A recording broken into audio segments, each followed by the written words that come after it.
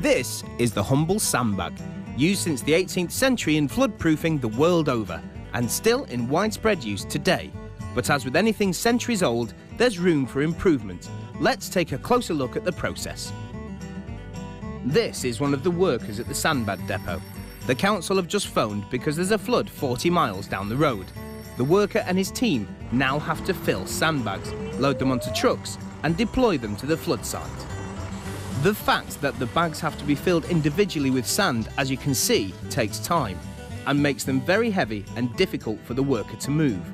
The average sandbag weighs a whopping 15 to 20 kilos, so as you can imagine, getting them from the sandbag depot to the flood site is an arduous and time-consuming process, especially considering that time is of the essence. And that's not all. When the team finally get there, unload the sandbags and get them into place, they don't actually form that effective a barrier against the runoff rainwater or storm waters. When sandbags are placed one on top of the other, they are usually so uneven that they do not stack properly. And since sand does not absorb water, it will pass right through, leaving all the toxins and bacteria floodwaters bring. This makes the flood barrier quite inefficient. Now the waters have receded, but the sandbags are full of all sorts of rubbish. Dirty water which may be carrying infections and sewage. They can't be reused or disposed of in an eco-friendly way. So along comes the worker from the emergency response depot with his clear-up team and their trucks again, all biohazard suited up, ready to take the sandbags to landfill. Once again, this takes time and people and money, which not only proves costly to councils but also to the environment, which isn't good for anyone involved. But there is an alternative. This is the Hydrosack. The Hydrosack is less than 10% of the weight of a sandbag before it comes into contact with water, and they can be easily stored in bulk until they're needed. Hydrosacks and hydrosnakes are made of a special non-woven hydrophilic fabric and filled with a super absorbent polymer which expand when they come into contact with water. Each hydrosack can take a floodwater depth of 5 centimetres each and a floodwater length of 45 centimetres. They swell up to full size in just 3 minutes and they can be hydrated in bulk. They can absorb up to 20 litres of water before being completely hydrated, and they retain their weight for up to 3 months.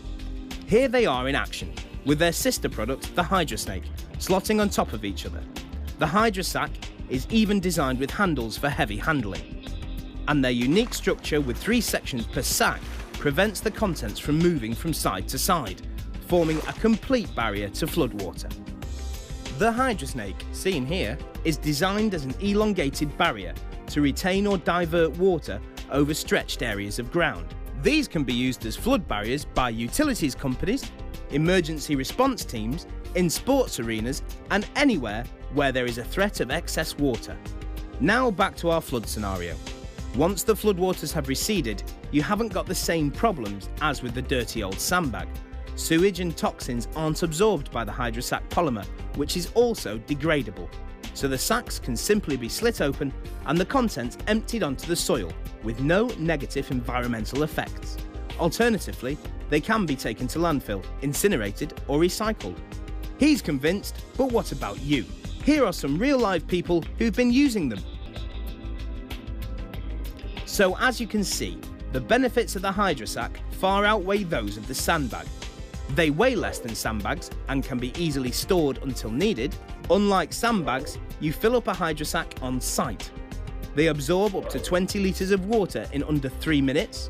The Hydrosack retains its weight for up to 3 months. Designed with usability in mind, the handles allow quick and safe carrying of the sacks when hydrated. The Hydrosack is eco-friendly. It doesn't absorb sewage water and the degradable polymer can be safely deposited into the soil. As you can see, the benefits in terms of the environment, not to mention the cost savings, speak for themselves.